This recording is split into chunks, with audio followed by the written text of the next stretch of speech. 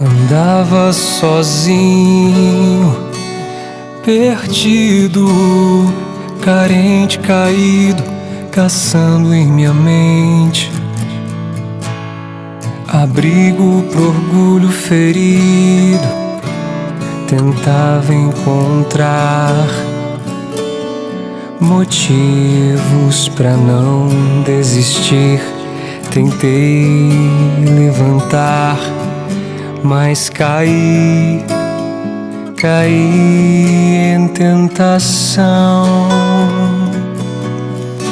Tentativas frustradas de me alegrar em vão. Companhias pesadas que me derrubaram. Orgias, orgasmos, orvalho, obsessão. Trapaceado, aos trapos me abandonaram. Sem amigos, sem amantes, sem a mínima consideração. Considerei conhecer o céu, mas bem antes que eu pudesse degustar o fel, a felicidade me encontrou, vestida de mãe, estendendo a mão, implorando pra eu não me culpar. Afinal, sempre dá pra recomeçar.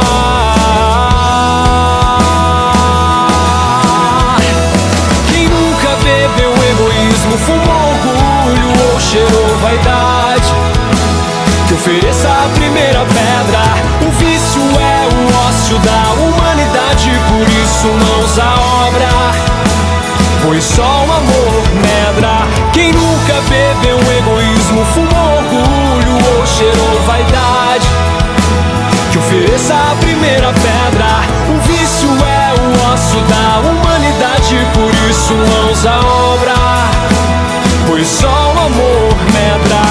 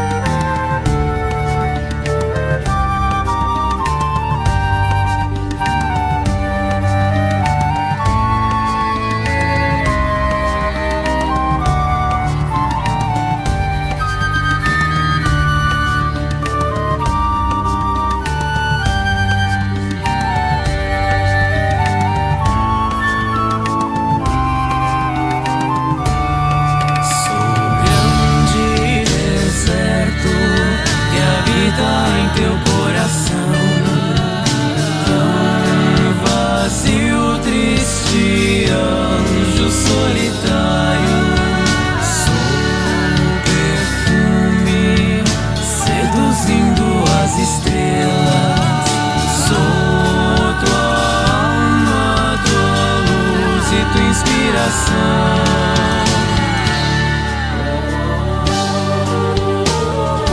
Fazer tua alma voar. Quero tudo teu espaço até o amor voltar.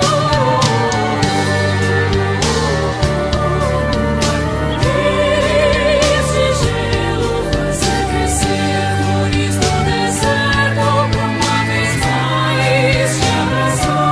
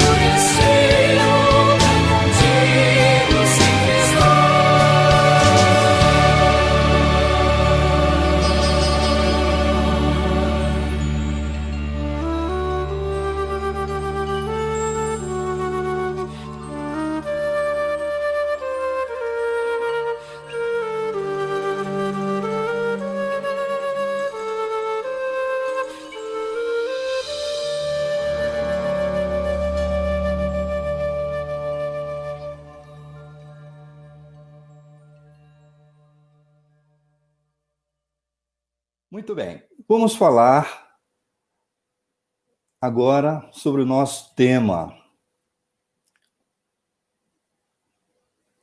Os 4 compromissos à luz do Evangelho. Certamente você deve estar curiosa ou curioso para saber que são esses 4 compromissos e quais são eles. A gente vai falar aqui, mas antes de dizer o que são os 4 compromissos e quais são, eu preciso mostrar de onde ele veio, a sua origem, como surgiu os 4 compromissos, como surgiram esses 4 compromissos. Nós sabemos que o Evangelho é o código de moral divino estabelecido por Deus para toda a comunidade universal. O Evangelho não veio só para a Terra. Cada Cristo de cada orbe recebeu de Deus o Evangelho, esse código moral, e o instalou em seu próprio orbe. E a Terra não poderia ficar de fora disso aí. Afinal de contas, a Terra também é filho de Deus. E a Terra recebeu o seu Cristo há mais de 4,5 bilhões de anos, que o nosso Cristo, o Jesus, é o governador espiritual da Terra. E ele trouxe essa carta de amor de Deus para a comunidade universal. Cada povo recebeu essa fonte de luz, vamos dizer assim, esse foco de luz que é o Evangelho, de acordo com a sua capacidade de recepção. Vamos imaginar aqui, para a gente ter uma ideia do que vem a ser isso, vamos imaginar a água viva do Evangelho, essa lei universal, sendo distribuída. E existem vários recipientes para receber essa água viva do Evangelho. Então, vamos fazer uma analogia aqui, uma comparação. Um recipiente é uma colherinha simples, outro é um copo, outro copo, um copo maior, um copo menor, prato, panelas, baldes, garrafões, galões, tonéis e por aí vai, tanques. Então, recipientes de vários tipos, de capacidades diferentes para receber. Todos os povos assim receberam essa dádiva celeste, essa luz que é o Evangelho. Um desses povos é o tolteca, o povo tolteca. Os toltecas são uma civilização pré-colombiana, ou seja, eles floresceram ali nos séculos 10 e 12 da nossa era. Ainda hoje a gente vê resquícios desse povo. Era um povo de grande sabedoria, Recebeu o Evangelho, mas não conhecia Jesus, não conhecia o Evangelho, estranho, mas a essência do Mestre se fez nesse povo, os toltecas. E aí, eu vou mostrar aqui, aliás, o Ricardo vai mostrar para mim, para a gente, para nós todos, a cidade dos toltecas, que fica a 45 quilômetros da cidade do México.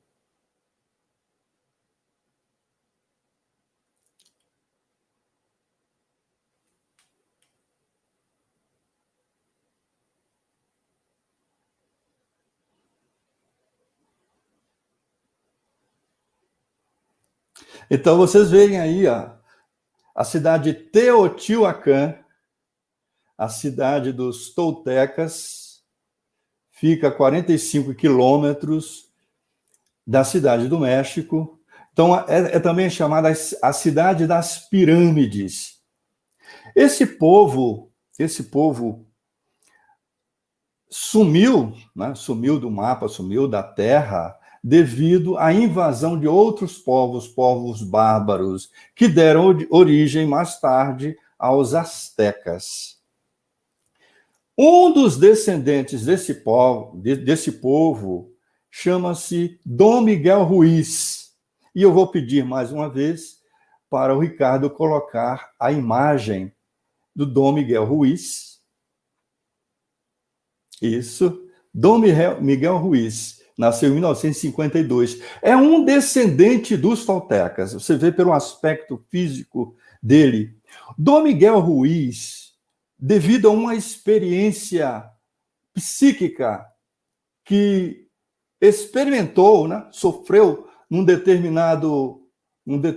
determinada época, e aquilo ali impactou tanto ele que ele passou a estudar a filosofia tolteca, a sabedoria tolteca. Consultou os pais, os avós, consultou um avô, que era uma espécie de um sacerdote desse povo, e ali aprendeu uma série de coisas. Devido a isso, ele escreveu um livro chamado Os Quatro Acordos, que em nossa tradução é Os Quatro Compromissos.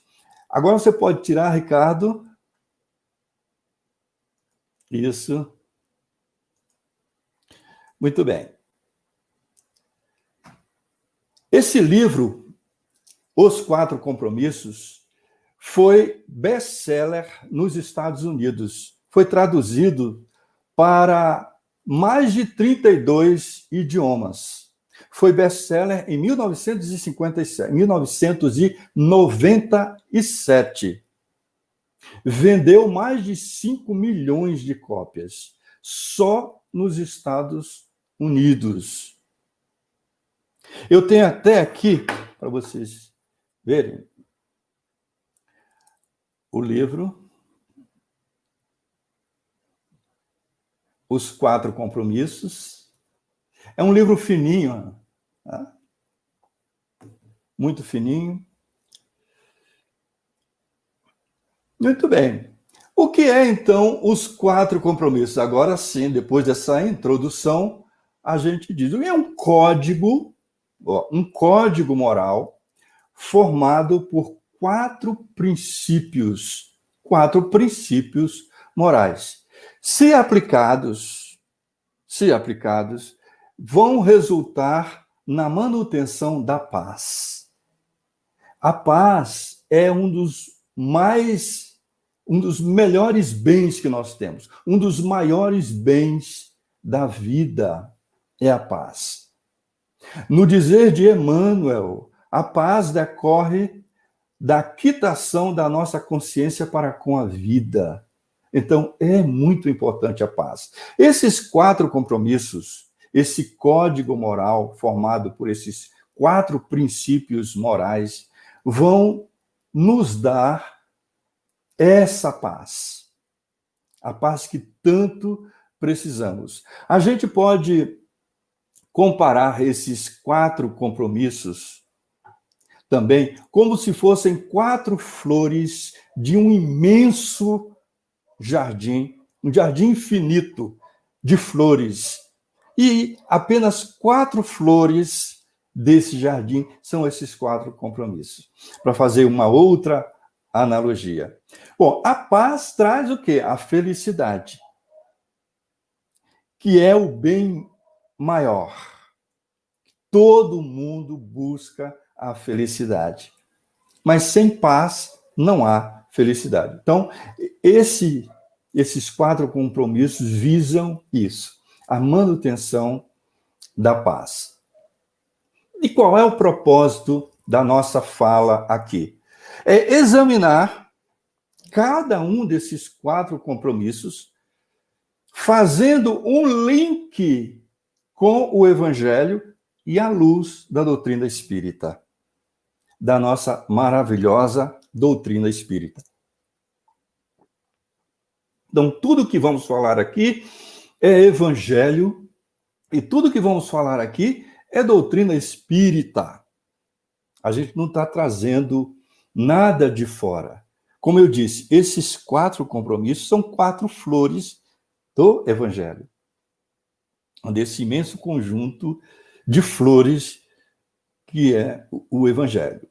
A palavra compromisso, né? Por que compromisso? O título do livro, como a gente viu aqui, né? Os 4 compromissos, no original, em espanhol, Los 4 Acuerdos, e em inglês, The 4 Agreements, quer dizer, os 4 acordos. Então, as 2 palavras falam em acordo. E para o nosso idioma foi traduzido como compromisso, porque compromisso fica mais exato, vamos dizer assim. Que compromisso traz a ideia de promessa. De promessa. É um acordo que você faz consigo mesmo. Um acordo que você faz consigo mesmo. Eu me proponho a fazer isso. Então, esses 4 compromissos. Então, vamos lá. Primeiro compromisso. Seja impecável com a sua palavra. Vou repetir. Seja impecável com a sua palavra. O Dom Miguel Ruiz nos diz que esse é o compromisso mais difícil de ser cumprido. Ser impecável com a nossa palavra. Vamos começar analisando, examinando a palavra pecar, a palavra impecável, que vem de pecar. Pecar significa errar, originalmente, significa errar o alvo, desviar-se do objetivo.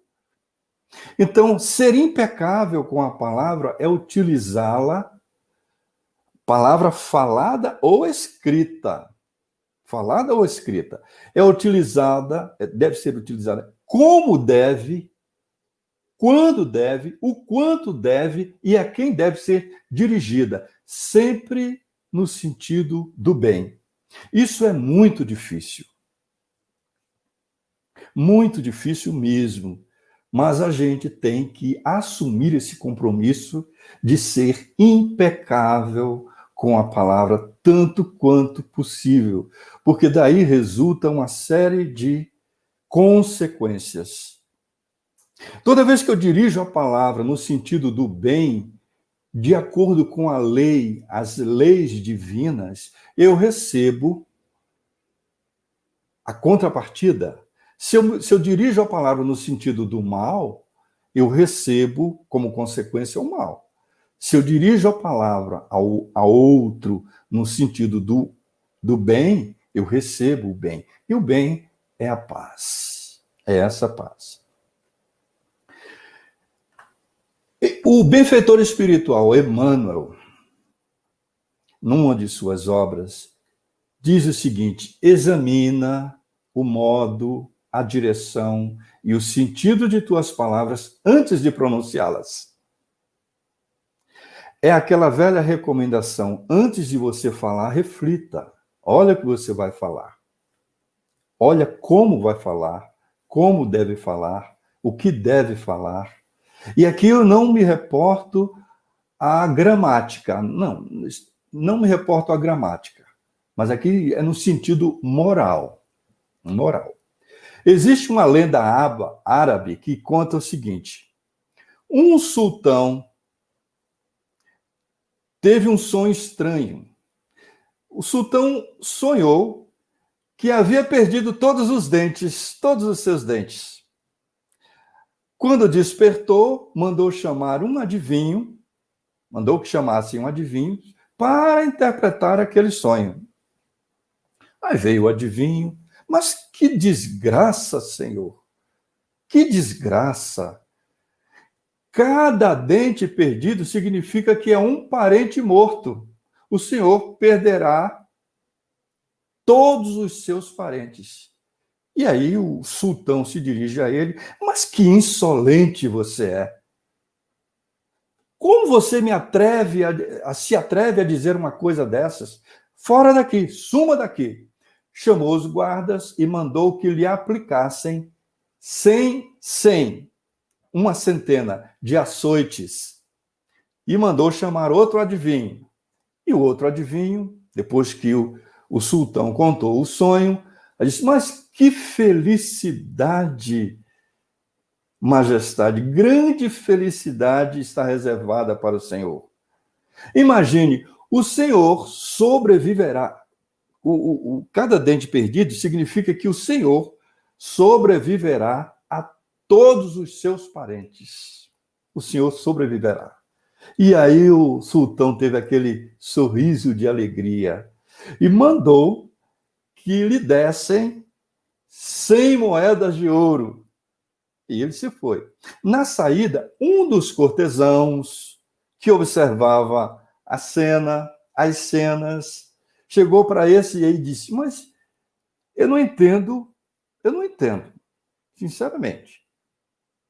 O sonho que você interpretou foi o mesmo que o outro interpretou. Como é que, ao primeiro, o sultão paga com 100 açoites e a você com 100 moedas de ouro? E aí ele diz assim: meu amigo, você esqueceu de uma coisa. Tudo depende, daquilo que você vai falar, tudo depende do modo, da maneira como você vai falar aquilo que se tem que falar. Olha, toda vez, antes de atirar a flecha, mele a sua ponta num vaso de mel. E é aquilo que Emmanuel coloca, né? Examina o modo, a direção e o sentido de tuas palavras antes de pronunciá-las. O apóstolo Tiago, na sua epístola, na sua carta, diz o seguinte, no capítulo 3, versículo 10: da mesma boca procede bênção ou maldição para o caminho. Da mesma boca procede bênção ou maldição para o caminho. Com a palavra nós podemos construir, com a palavra nós podemos destruir. Com a palavra a gente pode deixar alguém na miséria.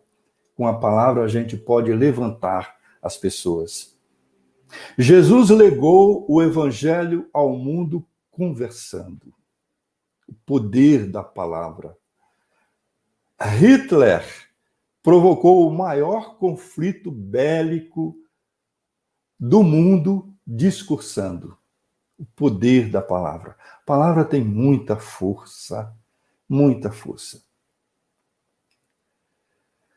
Três coisas que, vamos dizer assim, regem cada um de nós. rege a humanidade.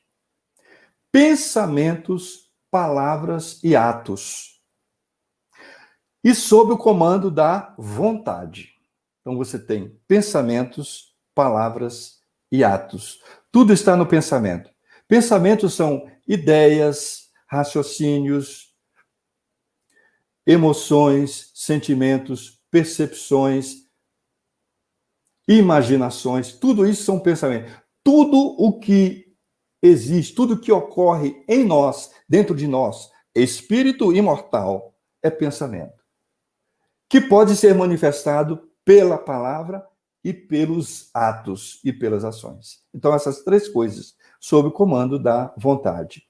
A boca fala do que está cheio o coração, já dizia o nosso mestre Jesus. O conteúdo, você fala o conteúdo que está interno. A fala resulta daquele conteúdo que está interno. A boca fala do que está cheio o coração. Coração significa dentro, o interior. Emmanuel vai dizer que a língua é um alto-falante, porque através da palavra nós exprimimos os pensamentos e os pensamentos daqueles que pensam como pensamos. Através da palavra, nós exprimimos. Os nossos pensamentos não são apenas nossos pensamentos, são pensamentos também daqueles que pensam como pensamos. Por isso que a língua é um alto-falante. Encarnados e desencarnados. Aqueles que pensam como pensamos. O benfeitor André Luiz, tudo isso, o primeiro compromisso, seja impecável com a sua palavra. O benfeitor André Luiz, no livro Obreiros da Vida Eterna, diz o seguinte, olha que maravilha que ele vai dizer. No estado atual da educação humana, é muito difícil alimentar por mais de 5 minutos conversação digna e cristalina numa assembleia superior a 3 criaturas encarnadas. Então, vamos dizer aqui que estejamos reunidos, eu, Ricardo e Paulo. Paulo, Vale Verde da Iluminação. A gente está ali conversando, né, os 3 batendo papo. Será que a gente vai sustentar por mais de 5 minutos uma conversação digna e cristalina no estado atual da educação humana? Então, André Luiz chama a atenção. Ele diz que é muito difícil, olha, sustentar. Porque daqui a pouco a gente está falando de política, de políticos. Olha aí. É por isso que esse primeiro compromisso, aliás, todos os compromissos exigem disciplina. Nós vamos falar sobre isso mais tarde. Disciplina, esforço. Então, essa advertência de André Luiz é muito bom para a gente refletir. É muito difícil, diz ele, no estado atual da humanidade, sustentar por mais de 5 minutos uma conversação digna e cristalina numa assembleia superior a 3 criaturas encarnadas. Então eu falei, Ricardo, eu, Paulo, vamos colocar Vanu ou Valéria, né? Mais de 3 pessoas. Também no outro livro de André Luiz, esse livro, se você ainda não leu esse livro de André Luiz, que eu vou falar aqui, você perdeu, isso um amigo meu falava, você perdeu metade da reencarnação. O livro chama-se Sexo e Destino. Contém informações valiosas, ensinamentos valiosos. Lá no capítulo 11, na minha edição, a edição que eu tenho é página 373, mas é capítulo 11, André Luiz vai dizer o seguinte, isso ele contando para nós, tem um contexto aí, mas não vamos entrar no contexto. Ele diz o seguinte, ó, o mal, não merece qualquer consideração, além daquela que se reporte à corrigenda. O mal não merece consideração. Em outro livro, ele diz: o mal não merece comentário em tempo algum. O mal não merece comentário. Aqui ele diz: o mal não merece consideração, o mal não merece consideração, não merece comentário, além daquele que se reporte à corrigenda. Você vai corrigir alguma coisa, a gente vai corrigir alguma coisa aí, às vezes tem que falar no mal, mas com essa finalidade. Entretanto, continua André Luiz, se ainda não conseguimos impedir esse mal, né, o acesso ao coração, na forma de sentimento, coração, é forçoso, né, é imperioso. Não se pense nele. Se você ainda não consegue afastá-lo do coração, quer dizer, não consegue impedir o acesso a esse mal no coração, pelo menos não pense nele. Não pense no mal. Mas a gente sabe que é difícil. E André Luiz continua. Contudo, se não contamos com recursos para arredá-lo imediatamente da cabeça, é imperioso evitá-lo na palavra. Para quê?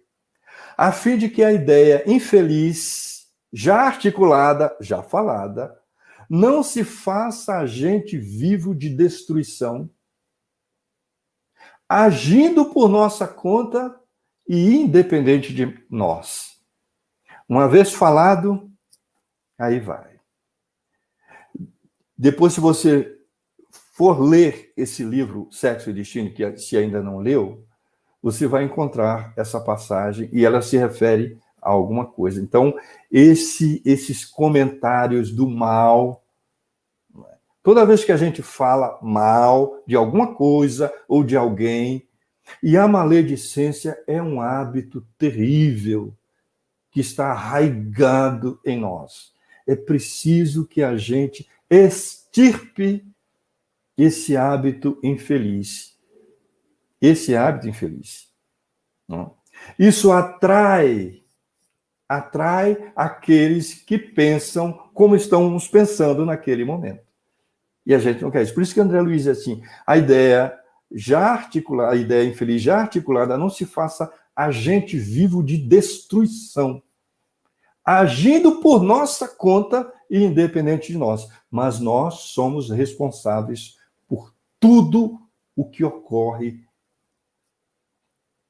o que a gente faz, o que a gente pensa, o que a gente fala e o que a gente faz. Nós somos responsáveis. Esse é, então, o primeiro compromisso. Seja impecável com a sua palavra. Sejamos impecáveis com a nossa palavra. Segundo compromisso, olha lá, segundo compromisso, não leve nada para o lado pessoal. Vou repetir, não leve nada para o lado pessoal. A gente tem um hábito muito forte de levar tudo para o lado pessoal. A gente se preocupa muito com a opinião alheia, a opinião dos outros sobre nós, a opinião dos outros sobre nós, sobre o que nós fazemos ou fizemos, nos incomoda, nos magoa, nos irrita, nos ofende, nos deixa tristes, depressivos, a opinião dos outros. E aí, isso traz o quê? A infelicidade. Não traz paz, a gente não fica com paz. Então, esse compromisso é muito importante. Os toltecas tinham razão, Dom Miguel Ruiz tinha razão. Não leve nada para o lado pessoal. A opinião dos outros, veja, é a opinião dos outros, é aquilo que os outros pensam. Né? Mas vamos analisar mais um pouco sobre isso.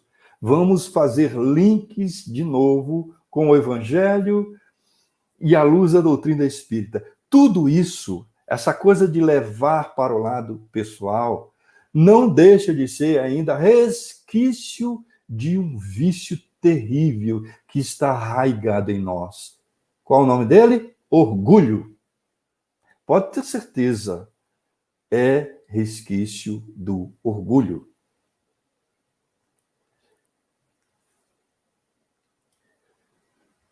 Olha só o que vai dizer Antero de Quental. Quem nos fez lembrar o Antero de Quental, uma vez nós vimos referência, foi o Leandro Carnal, uma vez citou. E aí eu fui buscar, né, essa referência, realmente ele citou isso. Antero de Quental tem poemas no Parnaso de Além Túmulo, escrito por Francisco Cândido Xavier. Antero de Quental, um poeta português. Olha o que ele disse, que é pura verdade. O insulto é um veneno que só funciona se você beber. O insulto é um veneno que só funciona se você beber. Ou seja, o insulto é um ataque que vem para nós, que só funciona se você aceitar, se você concordar com ele. Aí funciona. Aí você fica magoado, triste, etc. É uma realidade. Existem até materialistas que já reconheceram essa verdade. Freud surge no cenário com a tal da projeção psicológica. O que é projeção psicológica? E ele aqui vai dar um exemplo. O homem é dono do que cala e escravo do que fala. O homem é dono do que cala, e nós somos donos do que calamos, e escravos do que falamos. Então ele diz, quando Pedro me fala sobre Paulo, eu sei mais de Pedro do que de Paulo. E eu não estou falando do Paulo Vale Verde da Iluminação, estou falando de Paulo de modo geral. Quando Pedro me fala sobre Paulo, eu sei mais de Pedro do que de Paulo. É a projeção psicológica. Que um espírito, um instrutor espiritual de nome Albino Teixeira, no livro Astronautas do Além, vai chamar de autorretrato. É a mesma coisa. Autorretrato. Olha só que maravilha. Diz Albino Teixeira, sempre que a nossa palavra censura, justifica, levanta, rebaixa, deprecia, louva, depreda, restaura, complica, auxilia, apoia, fere, aperfeiçoa ou condena, seja quem for, estamos fazendo o nosso próprio retrato. Olha, autorretrato. E isso acontece porque, sendo as atitudes, os pensamentos, as ideias, as intenções dos outros, realidades dos outros, cujas origens autênticas não conseguimos penetrar, né? Tudo isso são realidades do outro. Você não consegue penetrar o interior de cada um para identificar essas coisas. As intenções, as ideias, os pensamentos, você não consegue. Então, o que você expressa sobre ela é o que você tem. É isso que ele está dizendo. Cujas origens autênticas não conseguimos penetrar, toda vez que nos referimos aos outros, estamos sempre efetuando a projeção parcial ou total de nós mesmos. Parcial ou total. A projeção psicológica de Freud, autorretrato, como Albino Teixeira fala. Qual é a solução para tudo isso? Para, digamos assim, o que devemos fazer para executar, cumprir este compromisso? Não levar nada para o lado pessoal, a gente recorre ao Evangelho. O que diz o Evangelho? Perdão e autoexame. No caso de ofensas, perdão. No caso das críticas, autoexame. Vamos lá. O perdão. Perdão para todas as ofensas. Perdão incondicional. Sempre. Mateus 18, 21, 22. Mateus 18, capítulos 21 a 22. Então Pedro, aproximando-se dele, Jesus, disse: Senhor, até quantas vezes pecará meu irmão contra mim e eu lhe perdoarei? Até 7? E Jesus disse: não te digo até 7, mas até 70 vezes 7. Ou seja, o perdão incondicional. Então, solução para a ofensa. Seja qual for a ofensa, não adianta outro caminho a não ser o perdão. Eu sei que você deve estar dizendo, mas isso é difícil, mas a gente tem que praticar. Ou a gente pratica, ou a gente adoece.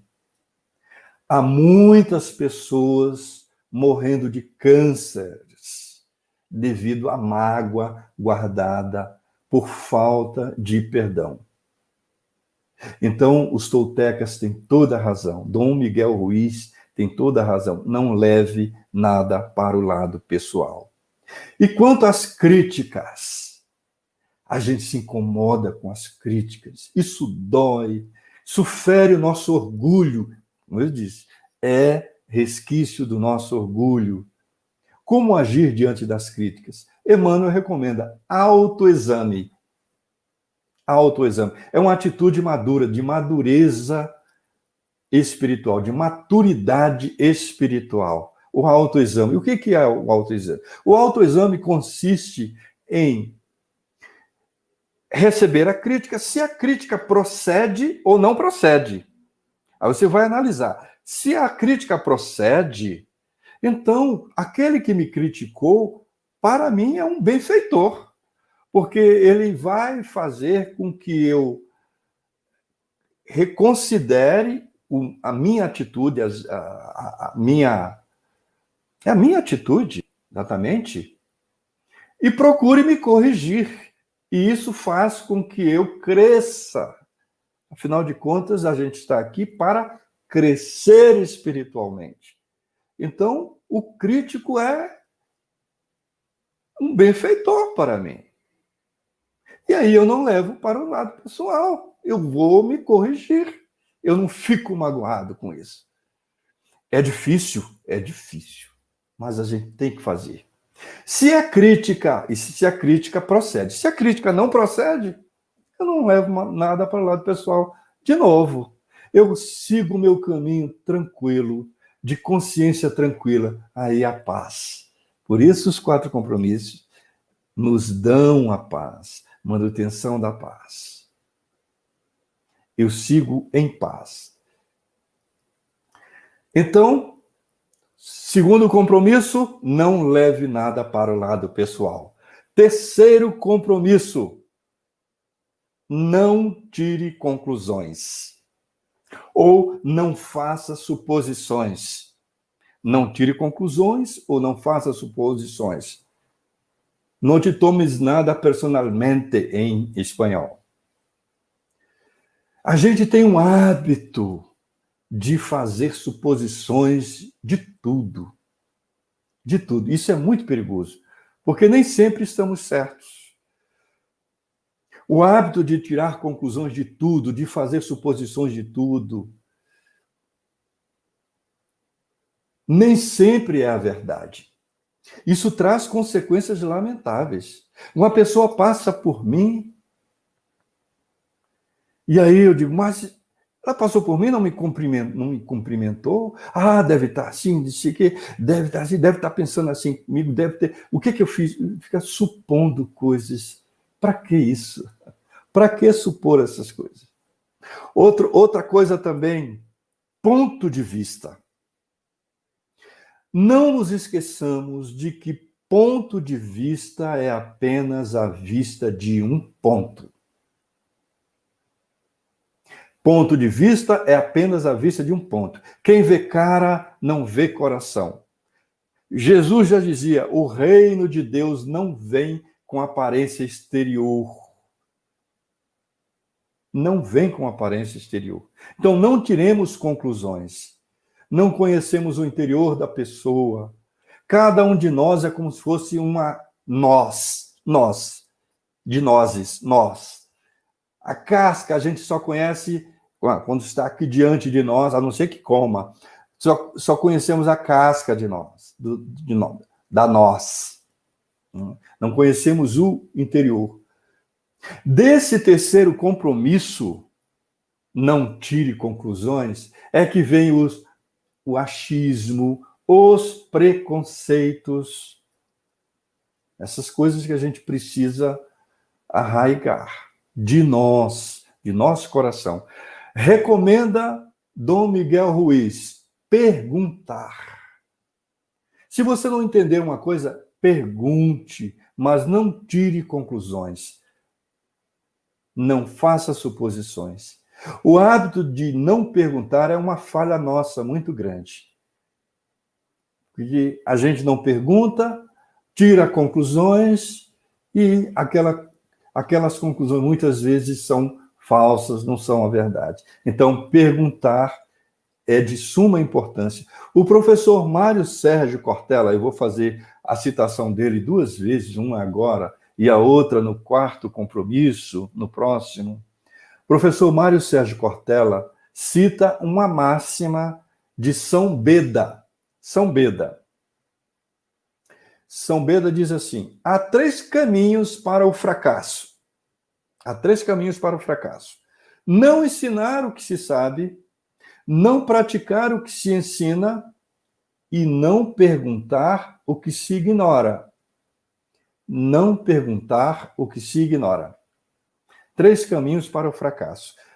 Não ensinar o que se sabe, não praticar o que se ensina e não perguntar o que se ignora.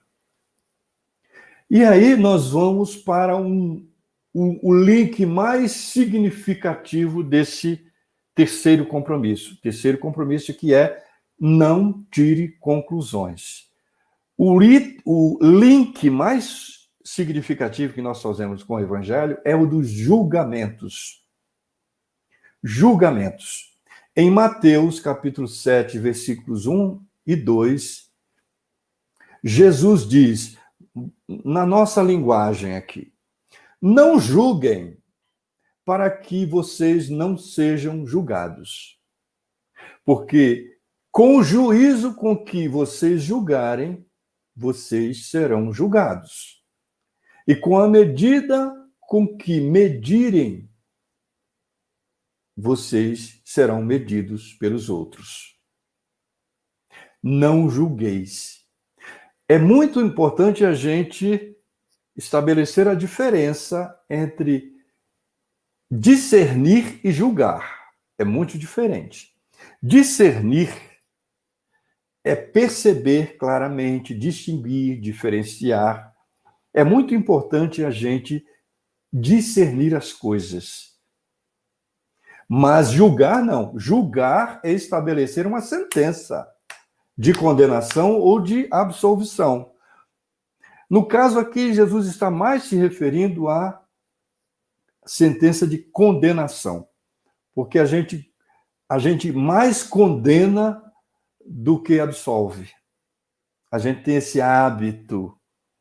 Então, Jesus já se antecipou mostrando isso.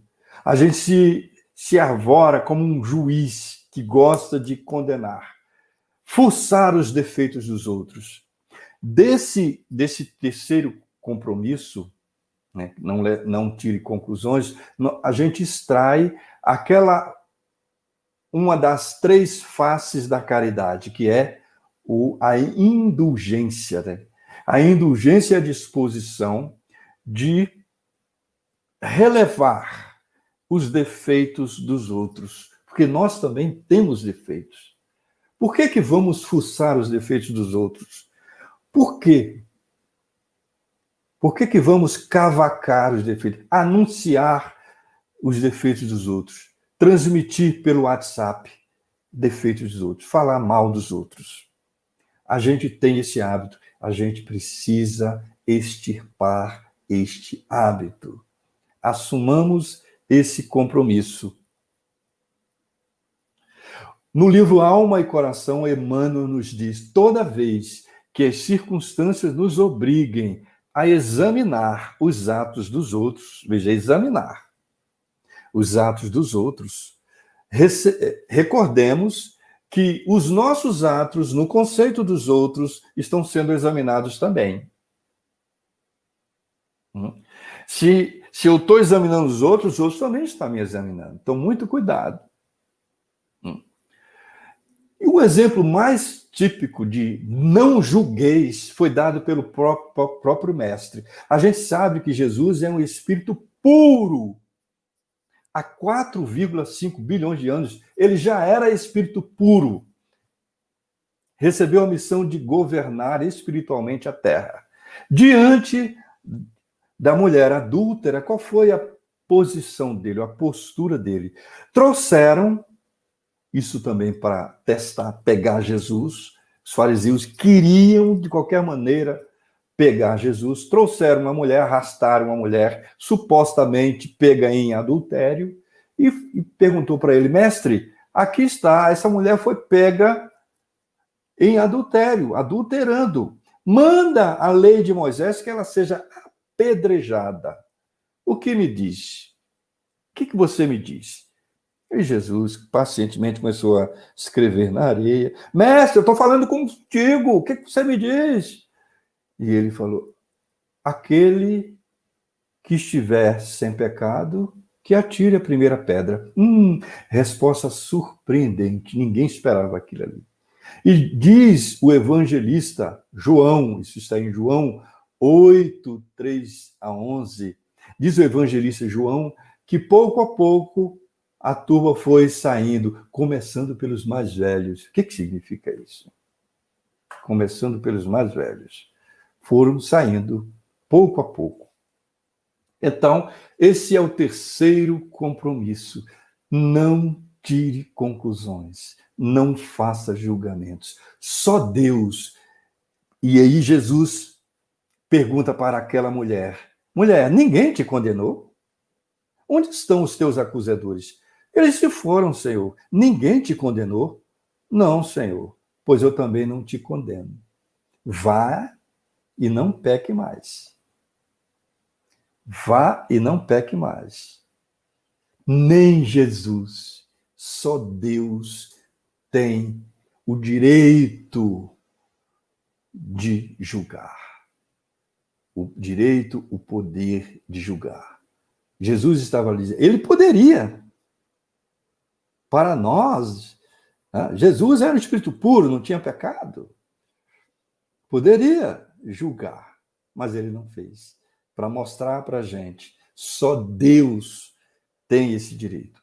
Quarto compromisso, atenção, quarto compromisso, dê sempre o melhor de si. Dê sempre o melhor de si. Dom Miguel Ruiz vai dizer que este compromisso é a síntese dos outros três. É uma síntese dos outros três. Ou seja, dar o melhor de si é ser impecável com a sua palavra, é não levar nada para o lado pessoal, é não tirar conclusões. Mas é muito mais que isso. Dar o melhor de si. Esse compromisso exige uma coisa, aliás, duas coisinhas, duas palavrinhas fundamentais: esforço e vontade. A própria expressão desse quarto compromisso em espanhol diz assim: haz siempre tu máximo esfuerzo. E aí a gente lembra da questão 909 de O Livro dos Espíritos, quando Allan Kardec pergunta aos instrutores espirituais: o homem, quer dizer, nós, criaturas humanas, poderia sempre, pelos seus esforços, vencer as suas más inclinações? Quer dizer, você, pelo seu esforço, poderia sempre vencer as suas más inclinações? E a resposta dos instrutores espirituais: sim, e frequentemente, fazendo esforços muito insignificantes. A gente fica pensando assim, pô, insignificantes? Tem que fazer um esforço muito grande. O que lhe falta, complementando, o que lhe falta é a vontade. É a vontade. Ah, dizem eles, quão poucos dentre vós fazem esforços. Quer dizer, ainda brinca conosco. Quão poucos de vocês fazem esforços? E eles dizendo para a gente. O que falta é a vontade, falta esforço. Esforço e vontade estão conjugados. Esse quarto compromisso, dê sempre o melhor de si, em inglês diz assim, always do your best. Always do your best. O melhor, o seu melhor. O seu melhor. Dê sempre o seu melhor. Faça sempre o seu melhor. E aqui cito mais uma vez Mário Sérgio Cortella, quando ele pergunta assim, você está fazendo o possível ou o melhor? Vou repetir. Você está fazendo o possível ou o melhor? Mas é o seu melhor, na condição que você tem, enquanto não tem condições melhores para fazer melhor ainda. Você está fazendo o possível ou o melhor, mas é o seu melhor, na condição que você tem, enquanto não tem condições melhores para fazer melhor ainda. Dar o melhor de si. Dom Miguel Ruiz diz que não é fácil. Não, realmente não é fácil cumprir essas 3 regrinhas. São simples de serem assimiladas intelectualmente, mas a prática, mas aí é preciso exercitar. Se fosse fácil, não seria tão valoroso, né? Não seria tão valoroso esse código. E ele diz, não é fácil, mas se eu conseguir praticando, se eu conseguir, eu não sou melhor do que ninguém. Se eu conseguir, por que você não consegue? E ele aconselha, viva um dia de cada vez. Viva um dia de cada vez. E a gente se lembra dessa recomendação, a gente se lembra dos alcoólicos anônimos. Lembra dos alcoólicos anônimos? Diz assim, hoje, só hoje, eu não vou beber. Então podemos dizer assim, hoje, só hoje, eu vou. Amanhã você diz, amanhã, porque agora já são 8h57. Hoje, só hoje, eu vou cumprir os 4 compromissos. Ser impecável com a minha palavra, não levar nada para o lado pessoal, não tirar conclusões e dar sempre o melhor de mim em tudo, em casa, com minha esposa, com o marido, com os filhos, com os netos, com os sobrinhos, com os amigos, no trabalho, no trânsito, na rua, dar o melhor de si, sempre. Muito obrigado. Deus nos abençoe.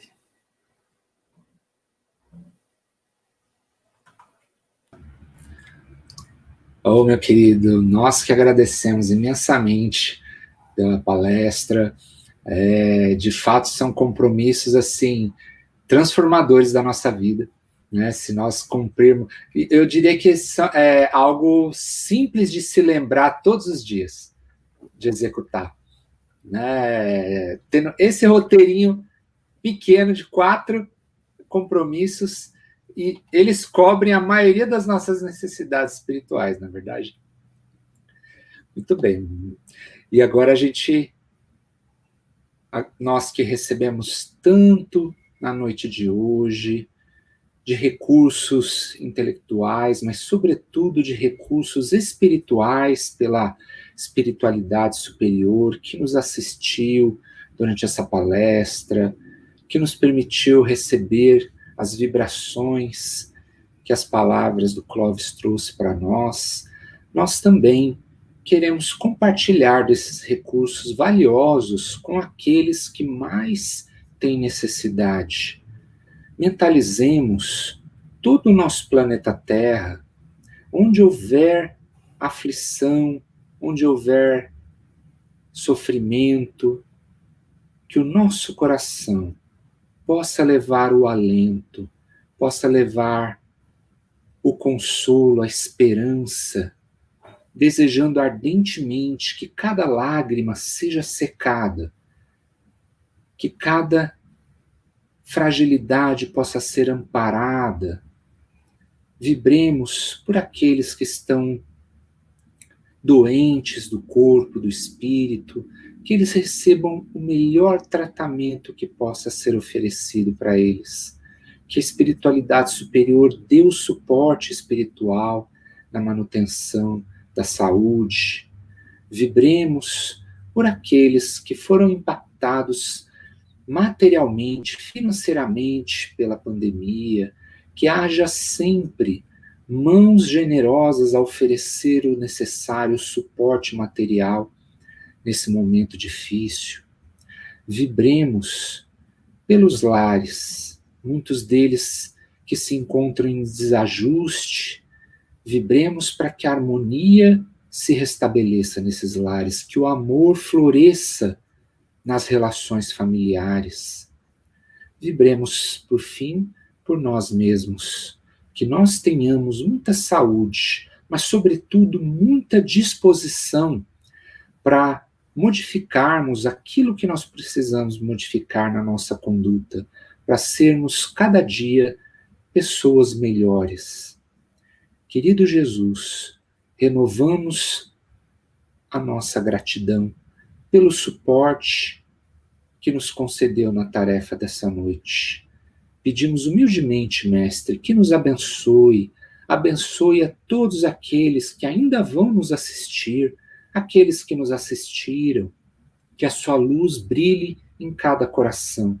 Se for da vontade de Deus, permita que nós nos reunamos mais uma vez na semana que vem. Que assim seja, graças a Deus.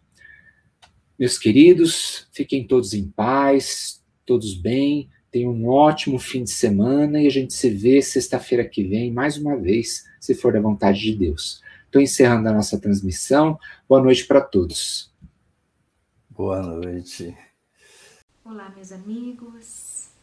Estamos vivendo momentos difíceis. A crise do coronavírus tem nos afetado. Tem trazido para nós momentos ímpares que, ao meu ver, aos espíritas cristãos que conseguem enxergar além, esse talvez será um momento oportuno para que nós possamos testemunhar a nossa fé. Sou Cláudia Jacobelli e falo em nome do Grupo Espírita Foco de Luz. Vim em nome dessa casa falar ao seu coração. Com a suspensão das nossas atividades pelos órgãos governamentais, fomos também obrigados a fechar as nossas portas e para reabri-la precisamos da sua ajuda. Temos as nossas despesas que não pararam, muitas delas assumidas antes mesmo dessa crise e agora nós precisamos saldar. Não há como reabrir as nossas portas se você não nos ajudar. Nós somos muitos e juntos poderemos vencer esse desafio. Nós não sabemos quando tudo isso vai passar, só sabemos que vai passar. Estamos muito confiantes em Deus e sabemos que Jesus ainda está no comando. Ajude-nos naquilo que te for possível.